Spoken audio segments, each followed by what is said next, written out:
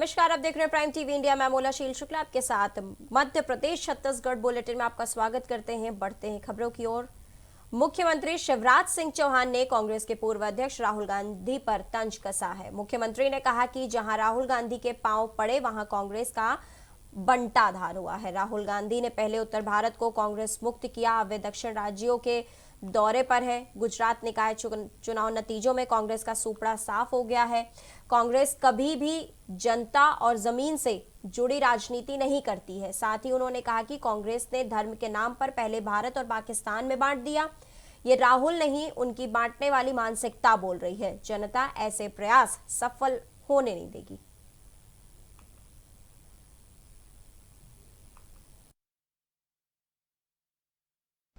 जहां जहां पांव पड़े राहुल के, तहां तहां बंटा ढार, कांग्रेस का बंटा ढार। पहले उत्तर कांग्रेस मुक्त कर दिया, अब भैया दक्षिण की तरफ चले हैं। लेकिन राहुल जी हमारे लिए, देश की जनता के लिए, पूरा देश एक है। उत्तर हो, दक्षिण हो, पूरब हो, पश्चिम हो, एक भारत श्रेष्ठ भारत। अरे हम सब भारत मां के लाल, भेदभाव का कहां सवाल। भोपाल हो या गुवाहाटी, अपना देश अपनी माटी।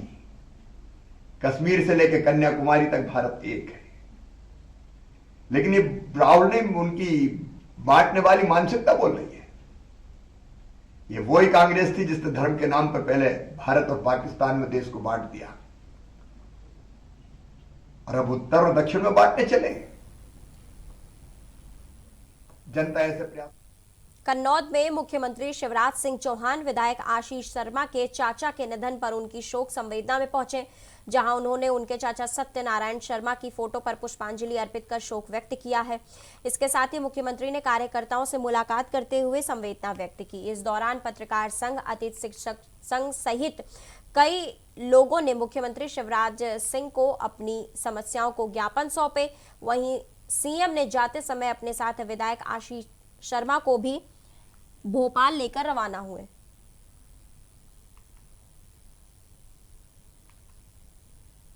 भोपाल में बिना मास्क लगाए भाजपा विधायक अजय विश्नोई विधानसभा में पहुंच गए। यहां उन्होंने मास्क न लगाने पर अपनी सफाई पेश की।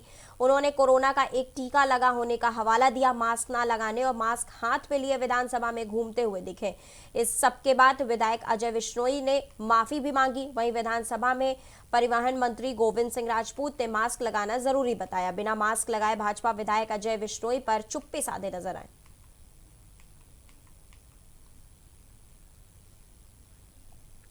कोरोना, देखिए, कोरोना वाकई में तकलीफदायक है और कोरोना की फिर से स्पीड जैसी बढ़ रही है। कल भी हमारी माननीय मुख्यमंत्री जी से चर्चा हो रही थी कि बहुत सी चीज़ों पर प्रतिबंध लगाना पड़ेगा और हम सबको भी ये सब नियमों का पालन कड़ाई के साथ अपने ऊपर भी करना पड़ेगा। मेरे को तो एक डोज लग भी चुका है उसका वैक्सीन का, दूसरा डोज इस महीने के आखिरी में लग जाएगा। मैं सोचता हूँ इन सब माध्यमों से भी इस कोरोना में रुकावट लगी है और रुकावट होगी। अब खबर भोपाल से है, जहां बढ़ती महंगाई के खिलाफ कांग्रेस ने मोर्चा खोल दिया है। इसी कड़ी में कांग्रेस कार्यकर्ताओं ने विधानसभा परिसर में गांधी जी की प्रतिमा के सामने पेट्रोल और महंगाई के खिलाफ धरने पर बैठे और सरकार के खिलाफ नारेबाजी की गई। कांग्रेस कार्यकर्ताओं में धरने के दौरान काफी रोष दिखा। इसी के साथ खबरों में आगे बढ़ते हैं। पूर्व मंत्री लखन घनघोरिया ने रीवा के स्थानीय सर्किट हाउस में पत्रकारों से बातचीत करते हुए आगामी 27 फरवरी को संभागीय कार्यकर्ता सम्मेलन की जानकारी दी। संभागीय कार्यकर्ता सम्मेलन में पूर्व मुख्यमंत्री कमलनाथ मुख्य अतिथि के रूप में मौजूद रहेंगे। उन्होंने बताया कि महंगाई बढ़ रही है, पेट्रोल, डीजल और रसोई गैस के दाम लगातार बढ़ रहे हैं। आम आदमी से जुड़ी सभी सामानों के भाव आसमान छू रहे हैं।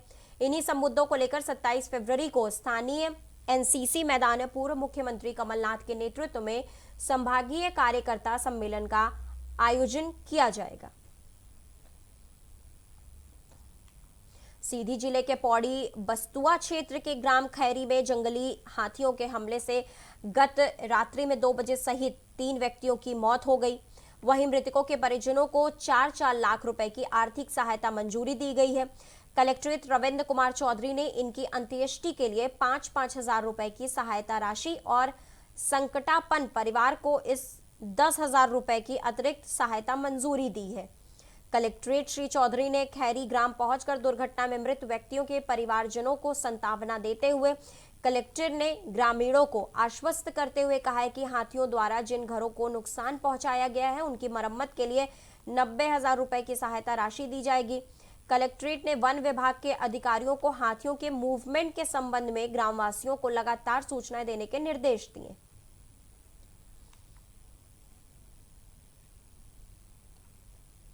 उज्जैन के पान बिहार में रहने वाले 2 किसानों की ट्रैक्टर और ट्रॉली पलटने से मौत हो गई। बताया जा रहा है कि दोनों किसान फसल बेचने गए थे, वहीं वापस लौटते समय पान बिहार की घाटी पर अचानक ट्रैक्टर ट्रॉली पलट गई और दोनों युवकों की घटनास्थल पर ही मौत हो गई। इसके बाद लोगों ने पुलिस को घटना की जानकारी दी। जानकारी मिलते ही पुलिस ने दोनों के शव को कब्जे में लेकर पोस्टमार्टम के लिए भेज दिया। प्रताप और एक मिथुन खुरचनिया प्रताप दोनों हैं, दोनों उनेल गए थे।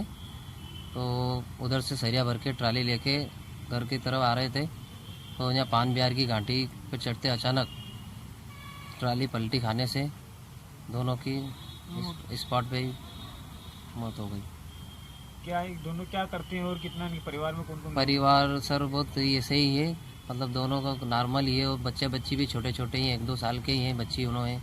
और इनकी भी क्या 30-35 साल के लगभग, एक 25 साल का ये मिथुन और ओम सिंह जी 35 साल के, इनकी 3 लड़की है। ब्रिगेडियर HR देसाई ने NCC कैंप के छात्रों के माता पिता का आभार व्यक्त किया है और धन्यवाद दिया। उन्होंने कहा कि कोरोना महामारी में भी लगातार छात्रों ने सेवा दी है। उन्होंने कहा कि NCC कैंप के छात्रों को देश के प्रधानमंत्री नरेंद्र मोदी और मध्य प्रदेश के मुख्यमंत्री शिवराज सिंह चौहान ने भी प्रतिभाशाली के रूप में बताया है। आगे चलकर यही छात्र देश और प्रदेश का नाम रोशन करेंगे।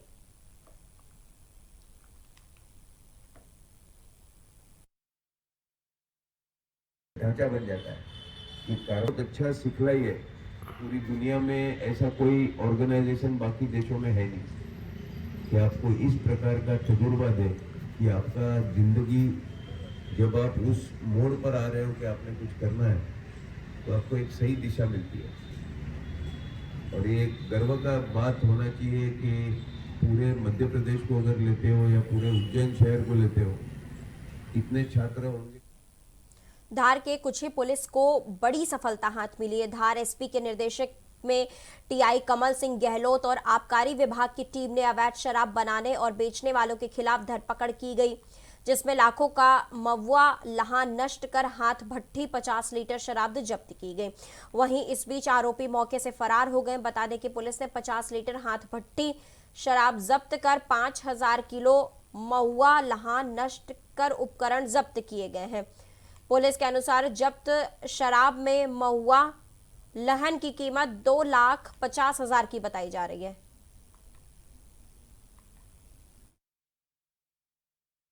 अभियान चल रहे हैं। इसी के तहत आज हमें मुखबिर द्वारा एक सूचना मिली थी कि नदी के किनारे नेसरपुर के पास में भारी मात्रा में अवैध शराब का निर्माण किया जा रहा है। तो सूचना पर आबकारी विभाग से अमला, हमारे साथी शुक्ला जी और उनकी टीम और हमारी पूरी पुलिस की टीम संयुक्त रूप से यहाँ दबिश दी। और दबिश के दौरान हमें पूरे ये ज़मीन में गड़े हुए करीब 60 डब्बे हैं, जिसमें लगभग 4,000 के आसपास 4,000 किलो के आसपास लहान था और 80 किलो के आसपास 80 लीटर शराब थी। रतलाम के बाजना क्षेत्र से एक बड़ा अजीबोगरीब मामला सामने आया है, जहां 2 भैंसों की हत्या के लिए 2 पक्षों में विवाद हो गया। वहीं जब मामला पुलिस तक पहुंच गया तो अब पुलिस भैंसों का पोस्टमार्टम करवाएगी और इसके बाद आगे की कार्रवाई की जाएगी। दरअसल रतलाम जिले के बाजना तहसील के गांव कुंदनपुर में दीपक डाबी की 2 भैंस रविवार देर शाम अचानक घर से आकर मर गई। पीड़ित दीपक डाबी ने पता किया तो पता चला कि भैंस दिन में किराना व्यापारी चेतन टांग के बाड़ में महुआ खा रही थी, जिसके बाद खेत में पड़े यूरिया की वजह से भैंसों की मौत हो गई। इसी बात पर खेत मालिक और पीड़ित के बीच विवाद शुरू हो गया। विवाद की सूचना पुलिस को मिली तो वह भी मौके पर पहुंची और फरियादी दीपक डाबी के शिकायत आवेदन पर पुलिस ने मामला जांच में लिया और कार्रवाई शुरू की।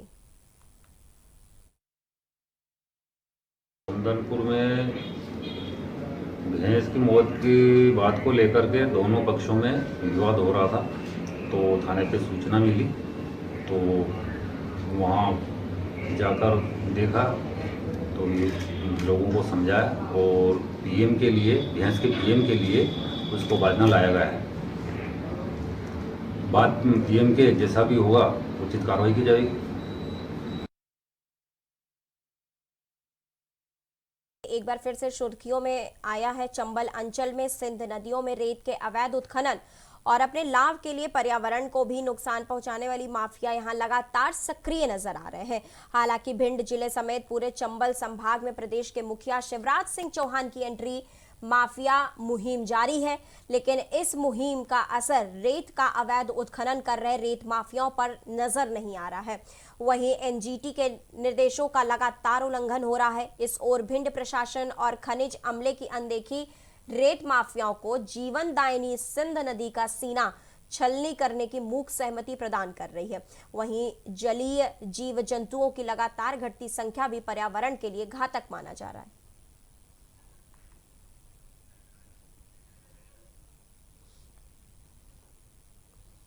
होशंगाबाद में अब तक आरएसएस की ओर से पुरुष स्वयंसेवक संघ का ही पंथ संचालन निकलता रहा है, लेकिन पहली बार आरएसएस की महिला विंग राष्ट्रीय सेविका समिति की ओर से पथ संचालन का आयोजन किया गया। महिलाओं के पथ संचालन को देखते हुए पुलिस द्वारा कड़ी सुरक्षा के इंतजाम किए गए थे। बैंड के साथ कदम से कदम मिलाते हुए और अनुशासन का प्रदर्शन करते हुए महिला स्वयंसेवक ने यह पथ संचालन निकाला। इस पथ संचालन को देखने के लिए स्थानीय लोगों की भीड़ भी भारी मात्रा में उमड़ पड़ी थी।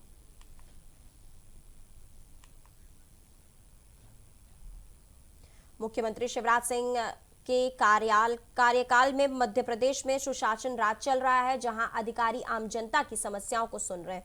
सप्ताह में मंगलवार के दिन जन सुनवाई का कार्यक्रम आयोजित किया जाता है।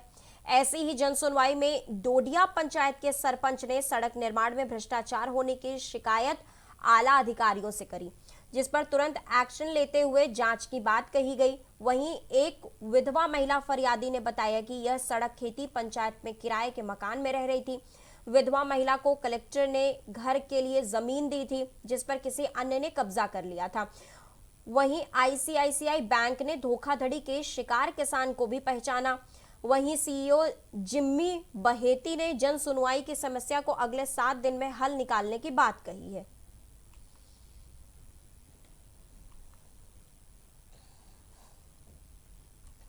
कटनी के माधव नगर के डरबी होटल में प्रेस वार्ता का आयोजन किया गया, जिसमें आगामी 8 मार्च को महिला दिवस के उपलक्ष्य में होटल टीजीएस में होने वाले कार्यक्रम व बॉलीवुड अभिनेत्री महिमा चौधरी के आगमन की जानकारी दी गई, जिसमें बताया गया कि महिला दिवस पर महिलाओं का सम्मान कार्यक्रम किया जाएगा, जिसमें आयोजनकर्ता उमेश तिवारी ने जानकारी दी है कि इसमें विशेष फोकस महिलाओं की ब्यूटिशियन प्रतिभागियों का रखा जाएगा। महिला दिवस पर होने वाले कार्यक्रम में महिलाओं को सम्मानित किया जाएगा और कोरोना वॉरियर्स के रूप में चिन्हित महिलाओं को सम्मानित किया जाएगा।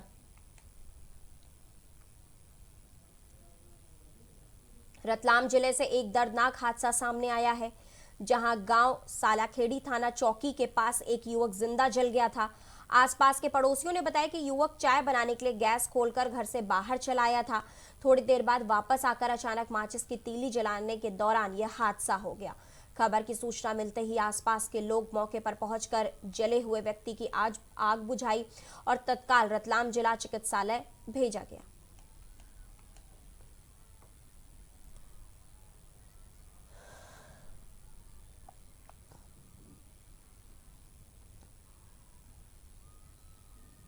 सरई थाना क्षेत्र के अंतर्गत ग्राम बेल गांव में कई दिनों से अवैध रूप में मिट्टी मुरूम निकालने का काम चल रहा था, जिसकी भनक राजस्व विभाग को लगते ही खनन माफिया के खिलाफ बड़ी कार्रवाई की गई। राजस्व विभाग की एक टीम बेलगांव मौके पर पहुंची, जहां अवैध खनन करते हुए अधिकारियों ने एक जेसीबी मशीन, 2 ट्रैक्टरों को जब्त कर लिया। फिलहाल ये वाहन थाना परिसर के अंदर खड़े करा दिए गए थे। वहीं स्थानीय लोगों का कहना है कि यहां कई वर्षों से अवैध रूप से बालू की खुदाई की जा रही है। पुलिस प्रशासन खनन माफिया पर पूर्ण रूप से अंकुश नहीं लगा रहा है।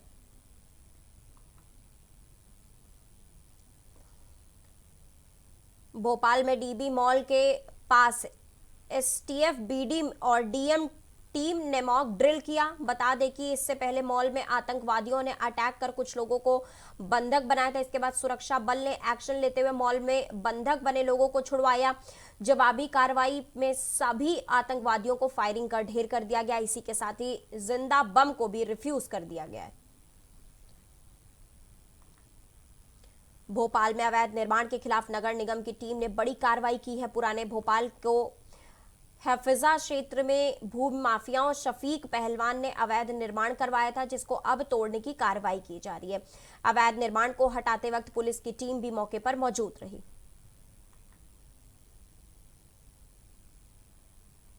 गोविंदगढ़ का मशहूर किला लेक पैलेस, जिसे महाराज रघुराज सिंह ने अपनी महारानी से शादी के शर्त पर बनवाया था, यह किला अपने अंदर कई खूबियों और गोविंदगढ़ इतिहास को सहेजे हुए है।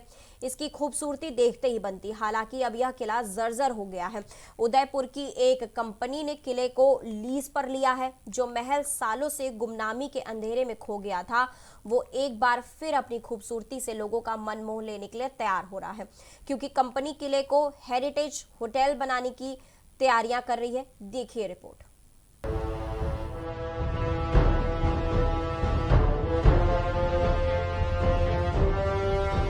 महाराजा रघुराज सिंह की शादी 1851 में निवाड़ उदयपुर में महाराणा प्रताप के वंश में महारानी रावट से हुई थी, जो सौभाग्य उमरी के नाम से भी जानी जाती थी, जिनके लिए ये गोविंदगढ़ का किला बनवाया गया था।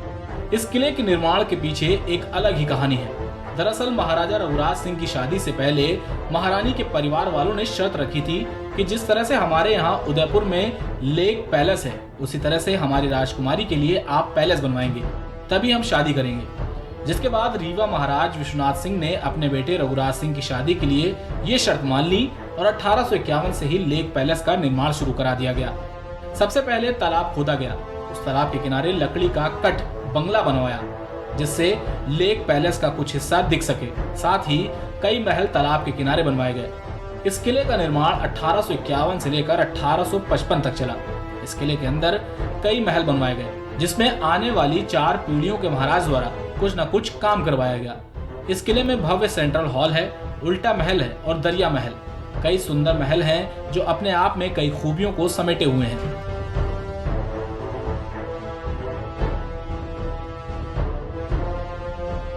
आपको बता दें, दुनिया का पहला सफेद शेर गोविंदगढ़ के जंगल में पाया गया था। इसको पकड़कर गोविंदगढ़ के किले में रखा गया था। जब तक जिंदा था गोविंदगढ़ के किले में था। मरने के बाद राष्ट्रीय सम्मान के साथ अंतिम संस्कार किया गया। ये किला अब काफी जर्जर हालत में है। कुछ समय तक इसमें पुलिस ट्रेनिंग सेंटर भी खुला हुआ था, लेकिन अब इस किले की हालत काफी जर्जर है। हालांकि उदयपुर की वाइल्ड लाइफ हेरिटेज कंपनी ने इसको लीज पर लिया है, जो इसका जीर्णोद्धार कर रही है और इस पर हेरिटेज होटल बनाया जाएगा, जहां लोग उसी अंदाज में आकर ठहर सकेंगे जिस तरह राजा महाराजा ठाट बाट के साथ अपने महलों में रहा करते थे।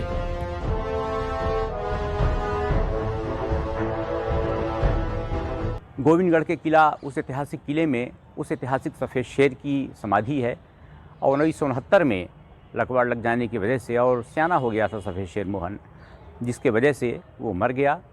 और जब वो मरा तो रीवा नरेश महाराजा मार्तंड सिंह जुदेव बड़े दुखी हुए और पूरे राजकीय सम्मान के साथ उस सफ़ेद शेर को गार्ड ऑफ ऑनर दिया गया और फिर वहाँ पर दफनाया गया।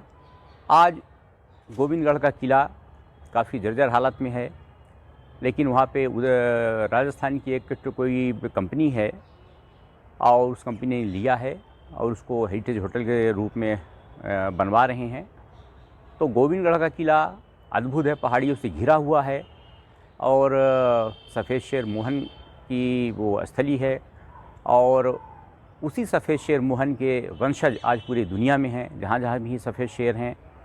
और गोविंदगढ़ का किला बन जाने से अपना वही स्वरूप फिर से लौटेगा, यही हम उम्मीद करते हैं। जवरा महू नीमच हाईवे रोड लतलाम नाके के पास एक ट्रैक्टर शोरूम में आग लग गई, जिसमें लाखों का सामान जलकर खाक हो गया। घटना बीती रात की बताई जा रही है। वहीं शोरूम के मालिक यशपाल चौधरी द्वारा बताया गया कि रात को शोरूम बंद करने के बाद जब सुबह शोरूम खोला गया तो सारा सामान जलकर खाक हो चुका था। वहीं सीसीटीवी में कैद वीडियो देखने पर पता चला कि 4 व्हीलर वाहन में अचानक शॉर्ट सर्किट से शोरूम में आग लग गई थी, जिसमें लाखों का सामान जलकर खाक हो गया, जिसकी सूचना जावरा औद्योगिक क्षेत्र थाने पर दी गई। फिलहाल पुलिस मामले की जांच में जुट गई है।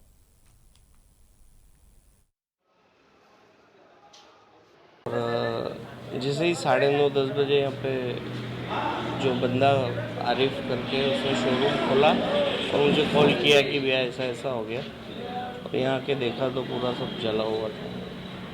लगभग कितनी गाड़ियाँ जली हैं, कितना नुकसान हुआ है? मेरी कार जली है, एक तो कार जली है WRV, और एक ट्रैक्टर जला है, 2 बाइक जली है, और पार्ट्स जला है मेरा, और ऑयल ग्रीस वगैरह, और डॉक्यूमेंट मेरे काफ़ी डॉक्यूमेंट बीमे डॉक्यूमेंट्स, आधार कार्ड वगैरह, पावतीज वगैरह, काफ़ी नुकसान, कैमरे वगैरह जल गए, पूरी POP वगैरह। शोरूम में आग लगने का मामला है, क्या मामला है? हाँ, अभी ये सूचना करता यशपाल पिता किशोर चौधरी निवासी बड़ाला माता जी के थाने पर उपस्थित हुए थे। इन्होंने आके बताया कि इनका त्रिनेत एग्रो ट्रैक्टर का जो शोरूम है ये रतलामी नाके पे है, तो वहाँ इन्होंने बताया कि आगजनी हुई है। आग लगने से अभी मौके पे आके मैंने देखा है तो एक हुंडई कार है WRV और ट्रैक्टर और इसमें रखा हुआ जो सामान है वो जला है, और यहाँ कैमरे भी लगे थे तो उसके DVR में इन्होंने देखा था फुटेज, उसमें जो WRV कार मेरे पीछे नज़र आ रही जली हुई, इसके आगे शॉर्ट सर्किट से आग लगती हुई नजर। इसी के साथ ही मध्य प्रदेश छत्तीसगढ़ बुलेटिन में फिलहाल इतना ही, लेकिन देश दुनिया की तमाम खबरों के लिए आप लगातार बने रहिए प्राइम TV के साथ।